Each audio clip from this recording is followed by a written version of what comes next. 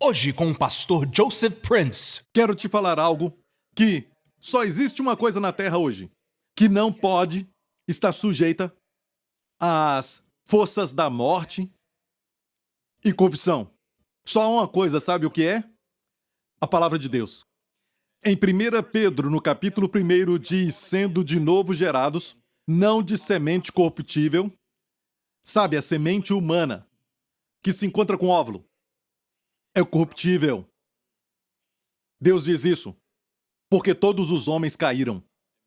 Certo? Mas perceba, fomos gerados de novo, não de semente corruptível, mas da incorruptível.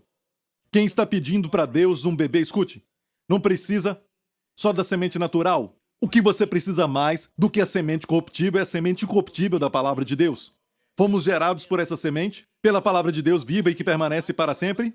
E ele cita o Antigo Testamento: porque toda a carne é como a erva e toda a glória do homem como a flor da erva. Este homem vale milhões de dólares, este outro vale bilhões de dólares, são todos como a flor da erva, que seca a erva e cai a sua flor. Mas a palavra do Senhor permanece para sempre.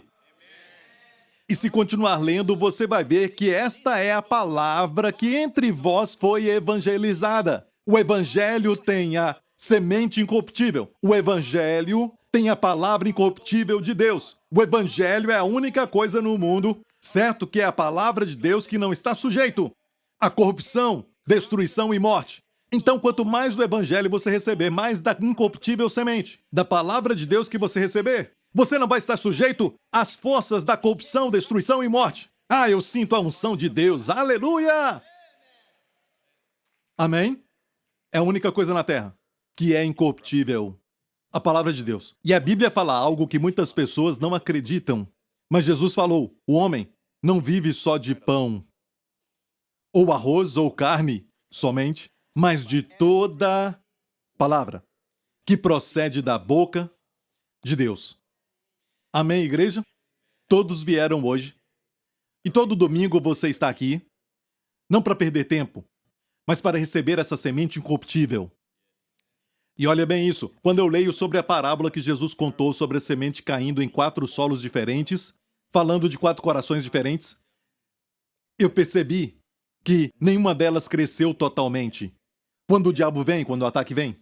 Porque quando a árvore cresce, não tem como tirá-la.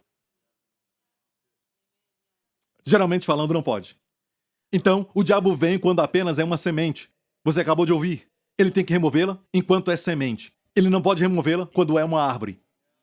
Você está me ouvindo? Então, quanto mais você vem, mais você recebe a palavra de Deus. E você vigia, porque o diabo só toma a palavra quando você não a entende. Então, na igreja, nós não pregamos somente sobre psicologia, certo? Não tem nada errado com psicologia. Se você quer estudar isso, vá em frente. Mas o púlpito não é lugar para psicologia, tem outros lugares para isso. Lugares como universidade, cursos para esse tipo de coisa. É o que eu estou falando. Mas a igreja é o lugar para o evangelho. Esta é a palavra que vos foi evangelizada, a palavra que permanece para sempre. Amém? Aleluia. Eu me alegro tanto por ter este trabalho. Eu estou lidando com semente incorruptível. E se você está enfermo, creia na incorruptível palavra de Deus para a cura do seu corpo. Medite na palavra de cura. Confesse, certo? Tome posse do verso. Amém? E olha bem, isso você não tem que produzir a cura. Você só coloca essa semente de cura, a palavra de Deus, no seu coração. E no tempo certo, aquilo vai germinar. Vai dar fruto. Amém? E vai até mesmo quebrar todo o concreto em volta dela. Quando é uma semente, não consegue quebrar nem mesmo o solo. Mas quando germina, até o concreto consegue quebrar. Posso ouvir um amém? Amém? Então viemos aqui para ouvir a palavra. Estamos falando sobre este assunto e chegando ao final de 2 Coríntios 3. E é muito importante falar a palavra de Deus com seus filhos. Amém, igreja? 2 Coríntios 3, versos 6 ao 18. Uma das melhores passagens para ensinar aos filhos, passo a passo, é falar para eles o seguinte: o Senhor é o meu pastor. Para aqueles que são pequenos, comece só com essa frase: o Senhor é o meu pastor. Quem é o pastor? O Senhor. O Senhor é o meu pastor, ok? Ensina isso. Eu te garanto isso. Essa palavra vai germinar no coração deles. Amém? Olha bem isso, Pokémon não ajuda ninguém, ok? Certo? Bob Esponja só vai molhá-los. Certo? Mas eles vão se divertir, mas a palavra de Deus vai protegê-los. Vai guardá-los, vai falar com eles. no momento que eles forem atacados pelas forças do mal, talvez pela boca de outras crianças. As crianças podem ser cruéis umas com as outras, mas a palavra vai guardá-los dessa força de corrupção. Amém? Nós vimos que no verso 7 até o verso 16 existe um parênteses, ok? Os teólogos falam isso. No grego, os parênteses, por causa da escritura que está tão clara ali, tem que ter um parênteses. Então, o que devia acontecer nas nossas Bíblias é um parênteses do verso 7 até o verso 16. Então, vamos olhar o verso 6 primeiro. O verso 6 nos fala assim, e não há parênteses aqui, mas no verso 7 tem que ter um parênteses. E se o ministério da morte? Obrigado, mas isso está no verso 7. E olha bem aqui, o parênteses está no verso 7 até o 16, ok? E no final do 16 tem um parênteses, viu isso? Certo? E nós ainda estamos falando no meio do parênteses, mas quero te dar uma visão geral primeiro, ok? Então vamos voltar ao verso 6, antes do parênteses, certo? Você viu que no começo do verso 7 tem um parênteses, ok? E o verso 6 termina dizendo porque a letra mata, o espírito vivifica. Ok? Paremos aí.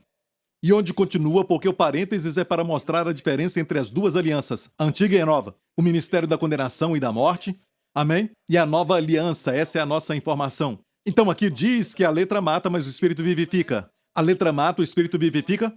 E quando você olha para o primeiro Pentecostes, Deus deu a lei, os 10 mandamentos no Monte Sinai. O que aconteceu ao pé da montanha, certo? 40 dias depois, o que aconteceu? 3.000 pessoas morreram, ok?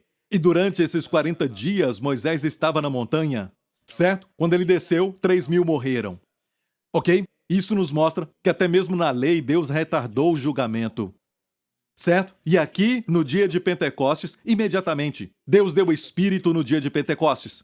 Atos capítulo 2. E diz, cumprindo-se o dia de Pentecostes, certo? Deus deu não a lei, mas o Espírito no Monte Sião. E 3.000 pessoas imediatamente foram salvas. Amém? Então a letra mata. O que é a letra? Tem pessoas que ensinam que é a letra das Escrituras. Você não pode só ler as letras das Escrituras, certo? Porque a letra mata. Não é a letra das Escrituras. E muitas pessoas estão usando isso como desculpa para até mesmo não ler a Bíblia porque é só a letra, eles dizem. Não. A palavra de Deus é poderosa, é incorruptível, é espírito e vida. A letra que mata tem que ser ensinada no contexto. Está falando da lei. Amém? O contexto aqui é muito claro, está falando da lei. A lei é a letra que mata, não a palavra de Deus. Ok, aqui, o Espírito que vivifica é a nova aliança, é a graça que dá vida. Posso ouvir um amém? Então, pensando nisso, o verso 6, que está antes do parênteses, termina como? Um Novo Testamento não da letra, mas do Espírito, porque a letra mata, o Espírito vivifica. E se formos direto ao verso 17, depois do parênteses, vemos o contexto, certo? Vamos ler isso. A letra mata, o Espírito vivifica, certo? Agora, olha o contexto. Verso 17. O Senhor é Espírito. E onde está o Espírito do Senhor? Aí há liberdade. E o Espírito do Senhor aqui não é o Espírito Santo, mas o Espírito da nova aliança, o próprio Espírito do Senhor. E quando você lê sobre isso, porque depois que Deus deu os 10 mandamentos, Deus falou sobre um estatuto, uma ordenança envolvendo um servo hebreu. Se você compra um servo hebreu, ok? No 7º ano você tem que liberá-lo. Ok, é a lei de Deus. Mas se o servo te ama, e olha bem, ele pode ir embora, mas ele tem que deixar a sua família.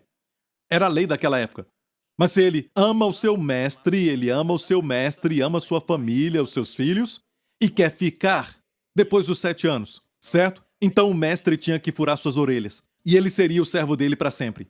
Porque Deus está falando de servo aqui. Quem é esse servo? Então encontramos no Salmo 40, eu creio que é isso. Literalmente na Septuaginta diz, as minhas orelhas furaste. É Jesus falando ali. Então Jesus, uma certa vez, Jesus era somente Deus, não homem.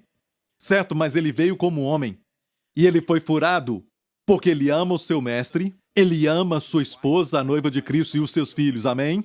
Amém, amém. Ele é um servo para sempre. Você está me ouvindo? E é tão lindo ver que Jesus é o centro desta lei. Amém? E onde está o Espírito do Senhor, aí há liberdade. Mas em vez disso, como eu falei na semana passada, ensinamos até a história de Abraão e podemos falar mesmo sobre até mesmo dar o Isaac, certo? Para o Senhor. E muitos pregam isso, mas a história toda é sobre Deus e o seu filho. Deus estava preparando algo visual para o mundo ver. Deus disse a Abraão, pega o teu filho, teu único filho. Por quê? Porque Deus ia tomar o seu filho, seu único filho, porque ele e Abraão tinham uma aliança. Amém? O filho a quem amas. O filho a quem Deus ama.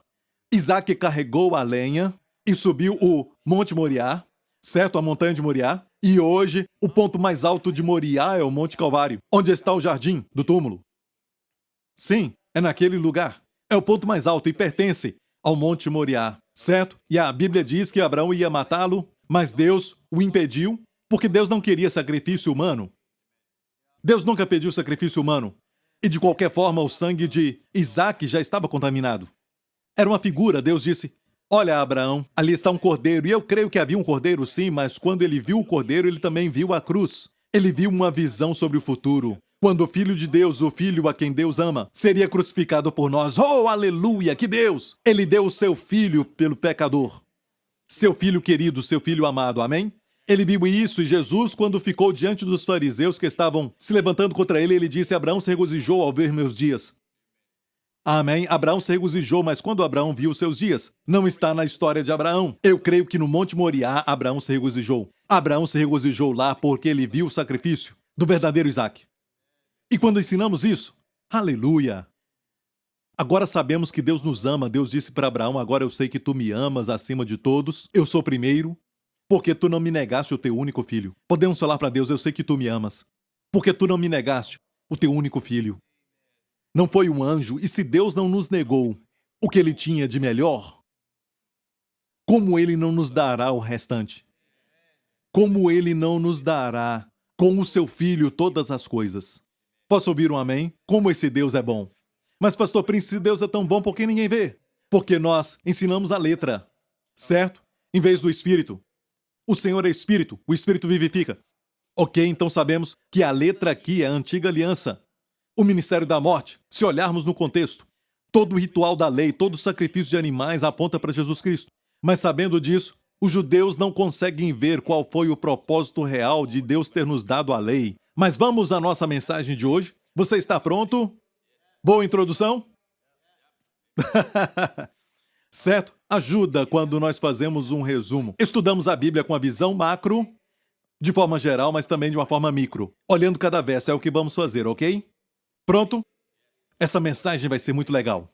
Porque o que você vai ouvir, certo, é um perigo para a sua vida de derrota. E se você quer continuar sendo um derrotado, eu te peço para sair agora. Porque o que você vai ouvir vai tirar o véu do seu coração. As trevas vão ter que sair. Aquele bloqueio mental vai ter que sair. Você está pronto? Eu estou falando de véu. E vamos descobrir quem colocou esse véu aí. Ok? Você vai ouvir algo que vai te libertar. E eu pulei alguns versos para te mostrar aonde está o Espírito do Senhor. A liberdade aqui começa dizendo que o Senhor é Espírito. Você vai descobrir sobre vida, vitória e liberdade. Agora, olha isso. Verso 12. Vamos ao verso 12, onde paramos. Falamos do verso 11. Então vamos ao 12. Tendo, pois, tal esperança. Usamos de muita ousadia no falar. Lembra que ele falou que o ministério da morte está gravado em pedras. Alguns não concordam. Pastor Prince, não estamos sob a lei no sentido de que não temos mais que cumprir os rituais de matar os animais, mas estamos sob a lei moral. Escute o que eu vou dizer, certo? A lei moral, a única parte da lei que é moral, foi escrita pelos dedos de Deus em pedras. Certo? Matar animais e cumprir os rituais e estatutos nunca foi escrito em pedras, mas sim em pergaminhos.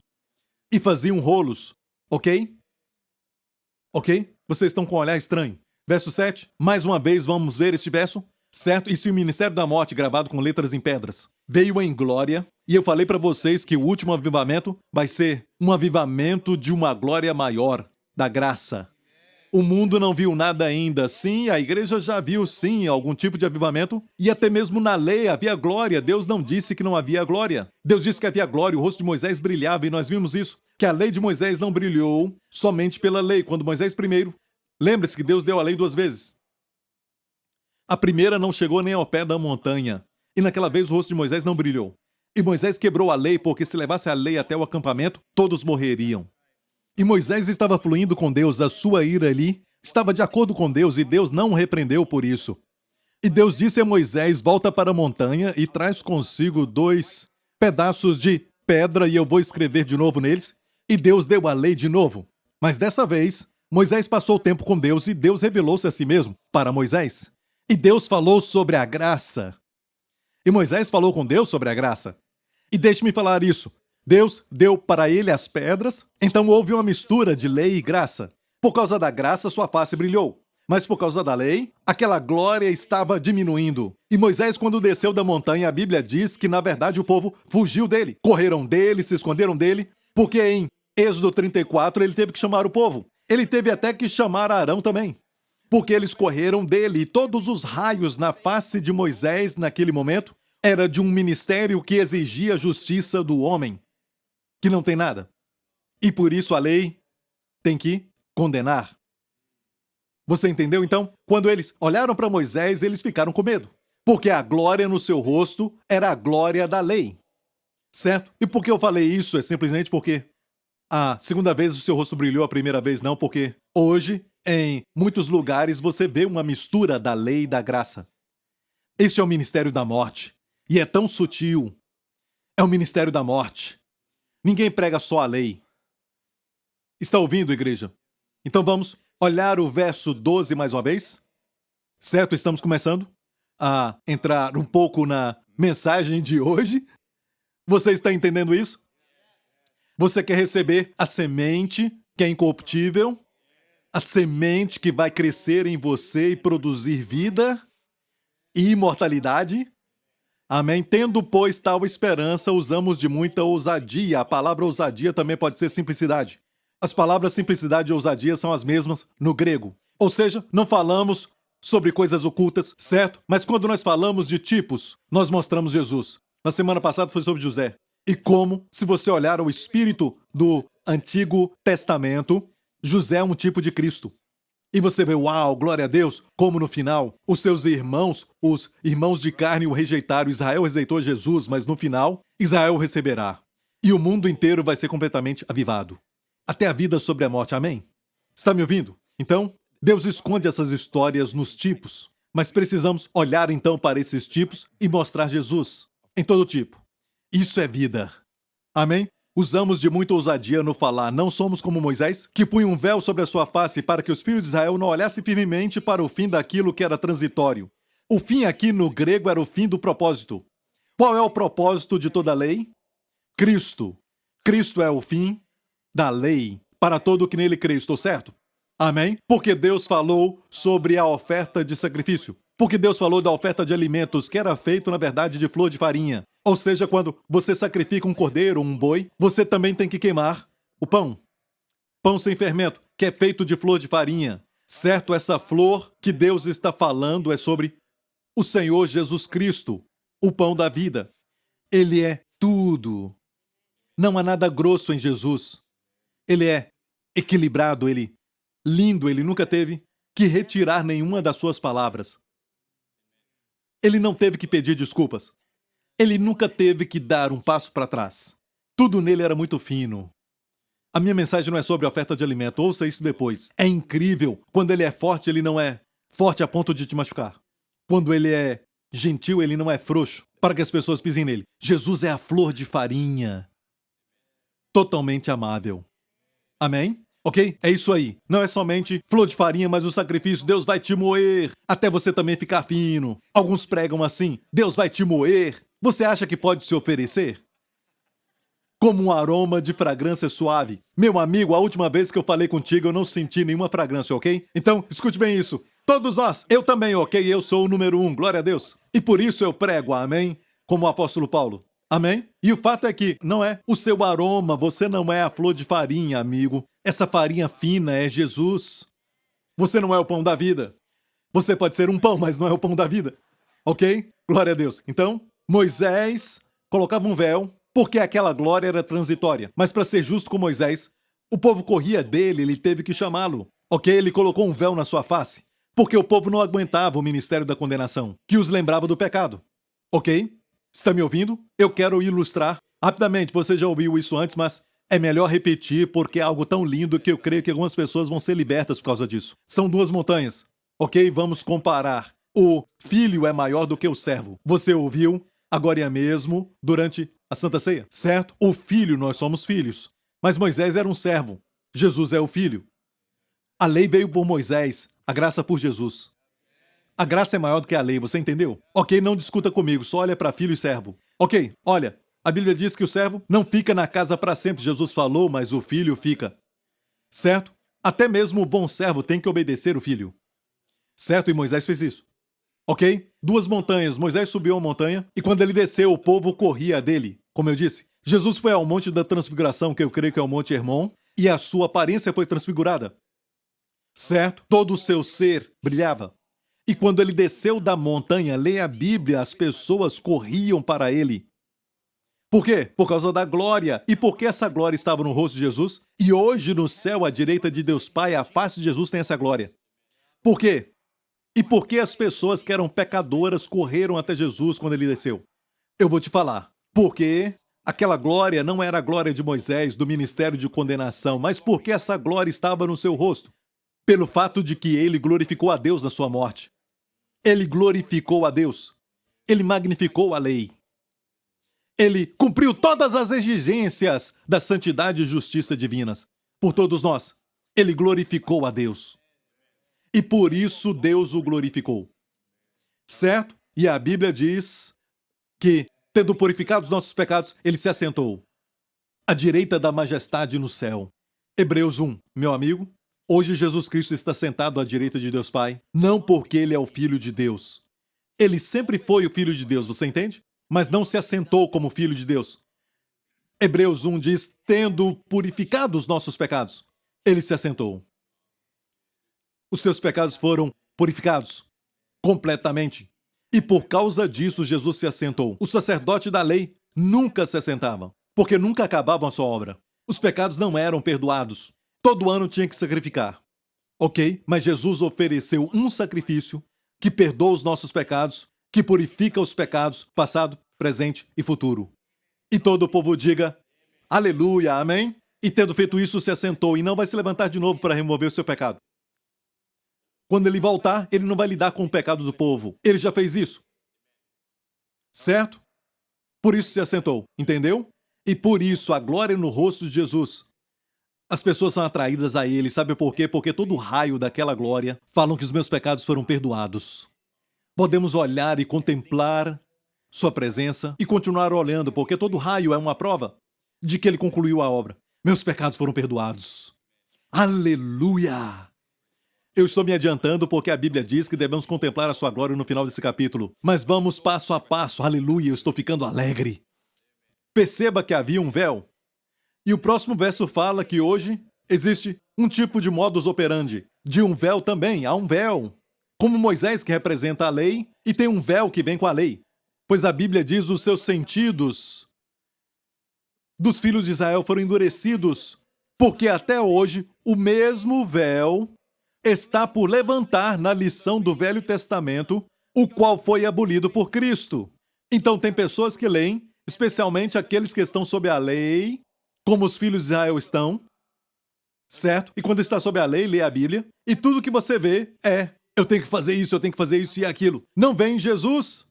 A Bíblia não é um livro de regras, mas é pão do céu.